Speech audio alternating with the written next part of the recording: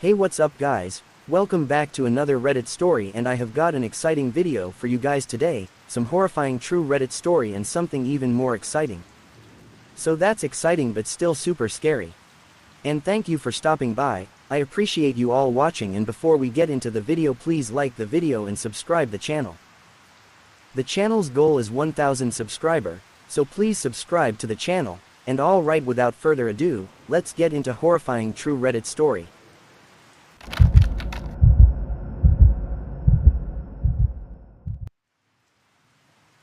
I'm an American now living in Vienna. This happened a few months ago and life has been normal, so don't think it really has any harm or something on me. I was in my apartment when someone buzzed the entrance to our building. I was not expecting anything from Amazon or so, but sometimes when such delivery people need to enter, they buzz all the apartments in the building. I have a dog and he goes barking when they buzz, so I ignored that buzz and claimed my dog down. A few minutes later they ring my apartment door. Again my dog goes crazy, so I try to calm him down. A minute or two later I answer the door and there's this man who seems to be ringing the door opposite of mine in the hallway. The lady that lives there never answers the door and is very private, so no surprise no one answered.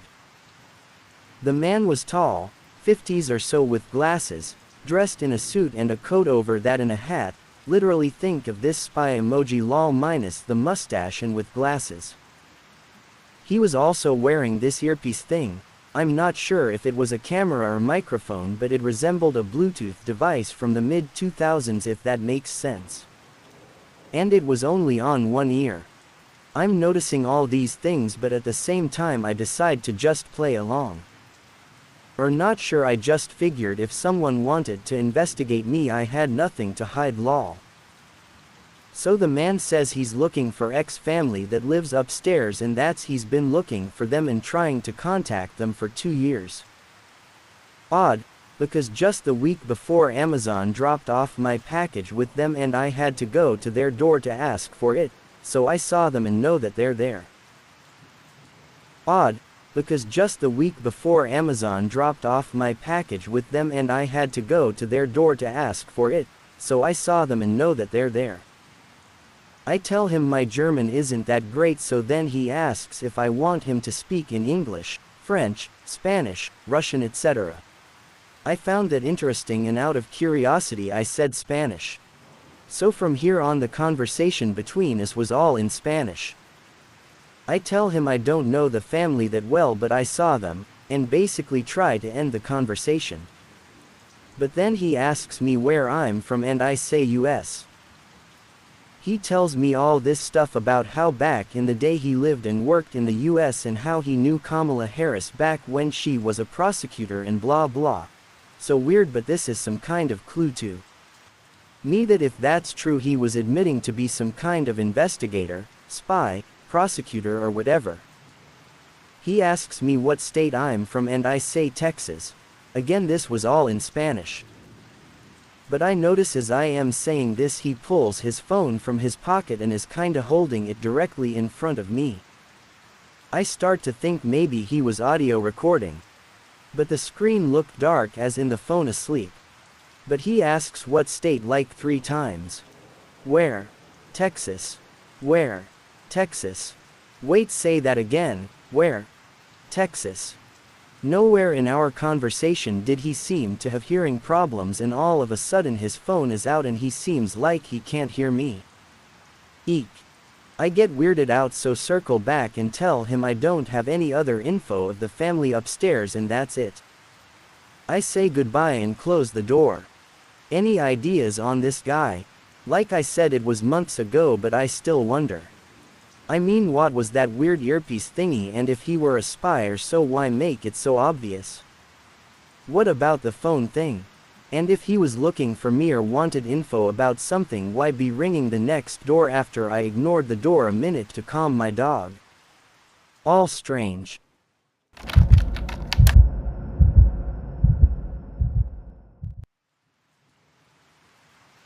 It was an old farmhouse in southwestern Pennsylvania that was built in the very late 1700s.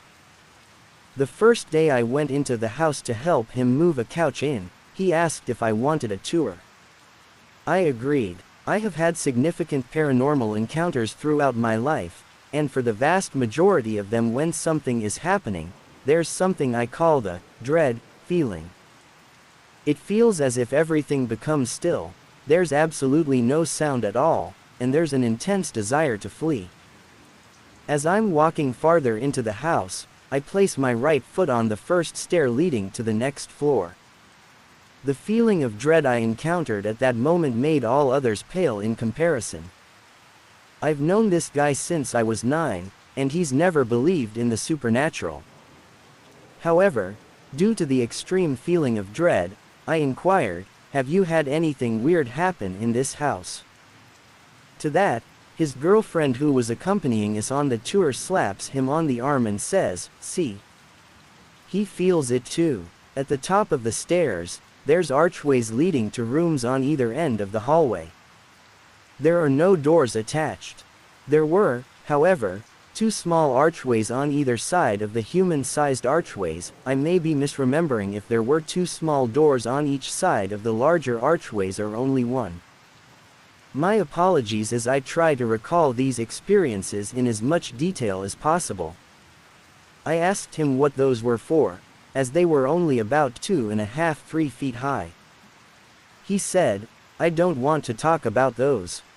I laughed and asked again, to which he sternly repeated himself. I had been going through a difficult time and was not in a good place when this discovery began. At my parents' house where I was residing at the time, I had many paranormal experiences and had gotten to a point where I no longer felt like being afraid of whatever entity was in my parents' house. I grew up thinking my parents' house was haunted, but have since changed my opinion. The one closet in the attic was slowly creaking open and I shouted at it, "If you're going to attack me, then do it. I'm sick of being afraid of whatever you are." Back at my friend's house some nights later, there was a banging in 3 loud thuds. Boom, boom, boom. My friend looked at his girlfriend and said, "That hasn't happened in a while." Me, having recently confronted the entity at my parents', foolishly began to do the same to this entity, not realizing what it was. While nothing happened that night other than some more thuds, later nights would not have such results. The scariest of which came with the thuds happening again, sometimes so loud they would shake the house. I was sitting on the couch with my chihuahua, who started making this guttural growl at the door that led to the original part of the house. The back of the couch faced the archway that led into the dark original part of the house. My dog was about 2 feet away from me, and he starts playing peekaboo while growling this weird growl I've never heard him make before or since. His fur is standing up, and he just keeps popping up and down, growling at that archway. While this is going on, I'm obviously watching him, and between he and I starts forming this extremely dark ball of what looks like velvet rope, swirling around and swelling up bigger and bigger. I was in a state of shock, but I have always heard to not show fear to a demon. I still do not know what came over me, but I was worried it was going to hurt my dog, and so I shoved my hand into the ball. It was freezing cold, but then it just dissipated into the air. It did many other things on other nights, including booming thuds in varying degrees of amplitude and volume. Sometimes you could barely hear it. Other times it would shake the house to the degree it sounded like someone had wrecked a truck into the front door. Once it was so violent it knocked an air mattress that was leaning up against the wall across the hall. It's poured gallons of water out of the ceiling fan light, swarmed carrion beetles out of the same ceiling fan, slammed window blinds, turned the TV on and off over and over, threw a bottle of Mountain Dew at my head, and once showed itself in its entirety to another friend of my friend's who was so terrified he refused to even drive on the same street as the house. This thing is not shy. That's the scariest one. I have plenty more though. There's something very weird about the town I grew up in and the surrounding area. I forgot to mention another piece of this story. About 2 weeks after my first time entering the house, I started to have some extremely weird dreams that bordered on, if not weren't simply, astral projection. The first of the dreams being pretty extreme and lasted for the entirety of the night, where I couldn't rest my eyes for more than a few minutes without the dreams triggering again. In almost every one of them, the little girl from The Exorcist would appear and try to get closer and closer to me. Almost a year later, I had another that I genuinely think showed me the demon. I say this because it was truly the scariest thing I've ever seen. I couldn't purposefully fathom something this scary, and I'm a very imaginative person. Even thinking of it now terrifies me. It appeared in 2 dreams, both of which I was cognizant that it was in fact a dream, but was unable to wake up from nor control the dream, which is unheard of for me until these dreams. In both instances, it was understood that if the demon touched you, you would turn into a disturbing, melting, disfigured monstrosity that made you a part of the being.